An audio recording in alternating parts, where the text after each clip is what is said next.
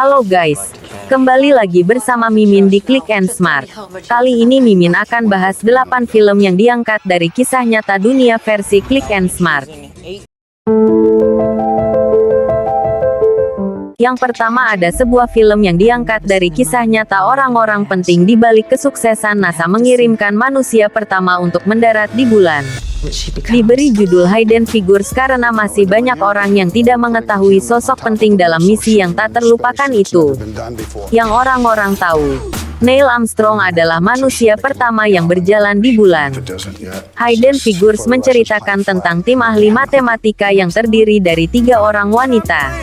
Ketiga wanita inilah yang membuat perhitungan terhadap pesawat yang digunakan pada misi pertama NASA mendarat di bulan. I believe it's going to matter to the whole damn country. My gals are ready. We can do. It's good to know NASA hadn't given up on good old-fashioned brain power. 3, 2, 1.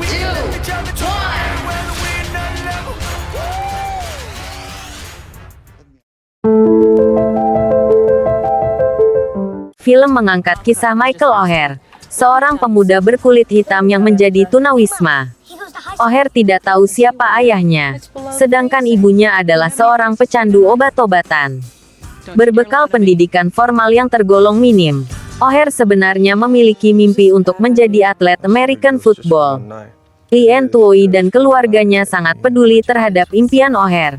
Lien membantu O'Hare sebisanya sehingga pemuda tersebut berhasil menjadi pemain hebat di American football NFL. How's he doing? Didn't quite get in the hang. Practice, Leanne. You can thank me later. This team is your family, Michael. You have to protect them. Tony here's your quarterback. You protect his blind side. When you look at him, you think of me. Yes, ma'am. SJ, you're gonna want to get this.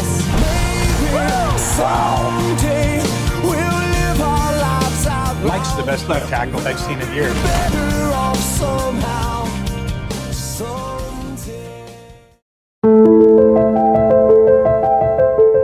Molly tumbuh berbeda dari gadis-gadis remaja seusianya. Molly menjadi pribadi yang sinis, acuh tak acuh, dan sulit mempercayai orang lain. Meskipun demikian, Molly cukup berprestasi dalam olahraga ski salju. Bahkan, ia pernah berpartisipasi dalam sebuah olimpiade. Sayangnya, sebuah kecelakaan membuat dirinya tidak bisa meneruskan impiannya menjadi atlet ski salju. Lulus dari sekolah, Molly pindah ke Los Angeles dengan harapan menemukan kehidupan yang lebih baik. Pada saat Molly menjadi pelayan di sebuah diskotik, ia ditawari oleh salah seorang rekannya untuk menjadi sekretaris di kantor. Tak hanya menjadi sekretaris, Molly pun dituntut untuk menjadi seorang pemandu poker. Molly yang tak tahu apa-apa tentang permainan poker dengan cepat mempelajari seluk-beluk permainan judi tersebut. Ketika pengetahuannya dalam dunia poker sudah sangat besar, Molly memutuskan untuk membuka usaha tempat permainan poker sendiri. I'm protecting Charlie. It's mine. Tell me why. Because it's all I have left.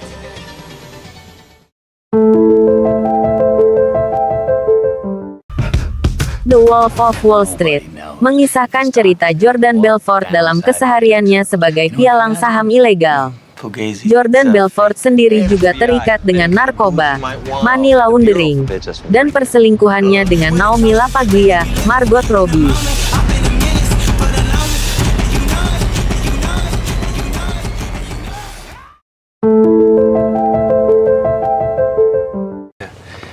Lagi-lagi Leonardo bermain epik di sini, dan Steven Spielberg membawa selalu brilian dalam membuat alurnya. Menceritakan perjalanan hidup Frank William Abagnale yang merupakan seorang konsultan keamanan Amerika Serikat yang mampu membedakan cek asli dan palsu. Frank mendapatkan pekerjaan tersebut karena pengalamannya memalsukan cek hingga jutaan dolar AS. Bukan hanya memalsukan cek, Frank pun kerap memalsukan identitas dan melarikan diri dari satu wilayah ke wilayah lain. Steven pun juga mampu menyajikan adegan penipuan yang dilakukan Frank secara detail. Adegan tersebut lantas diperkuat dengan tata artistik dan properti yang sesuai, serta sinematografi yang banyak berfokus pada Frank. Hal lain yang membuat Catch Me If You Can begitu nyaman dinikmati adalah sajian musik scoringnya. Banyak musik bernuansa jazz 60-an tersaji di hampir setiap adegannya yang sesuai dengan latar adegan di mana pemainnya tampil. Kredit diberikan sebesar-besarnya kepada John Williams selaku penata musik. Williams sendiri berhasil meraih nominasi Oscar untuk Best Original Score berkat kontribusinya tersebut. No, Carl, you let him get away. Nobody had a better brain on my Merry Christmas. Film yang diangkat dari kisah nyata arahan sutradara kenamaan yang terkenal akan tema dysfunctional and dystopian societies, Todd Haynes, pada 2019 lalu. Diproduseri oleh Mark Ruffalo, Christine Vachon, dan Pamela Kovler serta penulisan naskah oleh Matthew Michael Carnahan dan Mario Correa. Diangkat dari laporan mendalam The New York Times yang dirilis pada 2016, The Lawyer Who Became DuPont's Worst Nightmare. Laporan itu menggambarkan perjuangan pengacara Robert Bilott melawan perusahaan kimia raksasa DuPont atas kasus pencemaran senyawa kimia PFOA alias C8 sejak 1998 dan diungkap ke publik pada 2001. Bukan hanya sekadar menggambarkan masalah hukum yang dihadapi Robert, Darkwater menampilkan masalah kemanusiaan yang lebih mendalam, yaitu ketika kelompok kapitalis secara tamak mengeruk keuntungan dengan menggadaikan hidup umat manusia. Ironisnya, masyarakat mampu dibuat tak berdaya dan tak bisa melawan dengan janji manis memudahkan kehidupan dalam iklan di media massa hingga suap berupa kompensasi fasilitas kesejahteraan. Mereka tahu, masyarakat akan anteng bila perut, kesehatan, dan pendidikannya terpenuhi. Dengan begitu, masyarakat tak akan kritis ataupun peduli meski perusahaan telah membuat mereka meregang nyawa tanpa disadari.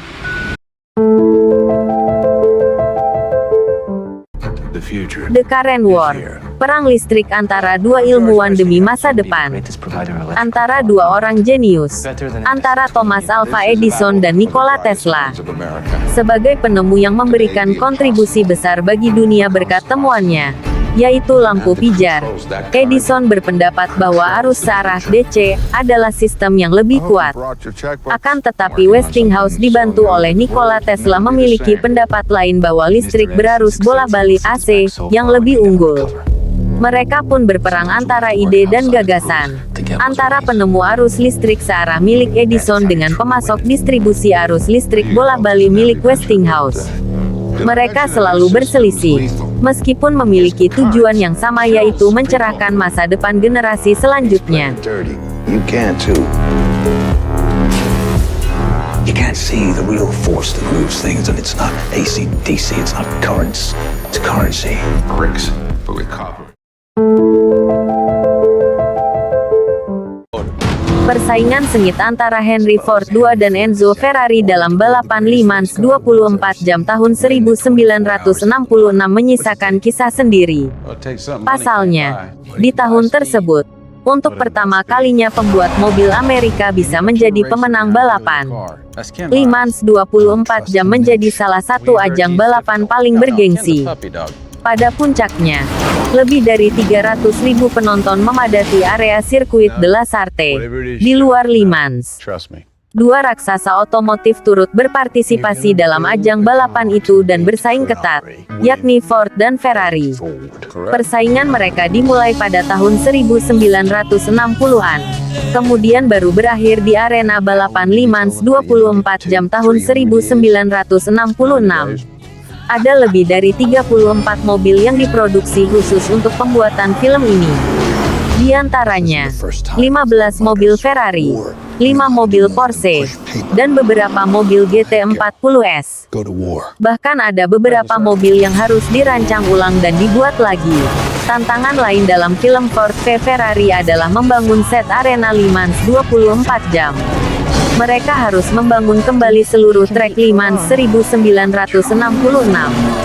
Tim produksi membangun trek sepanjang 10 km di 4 kota.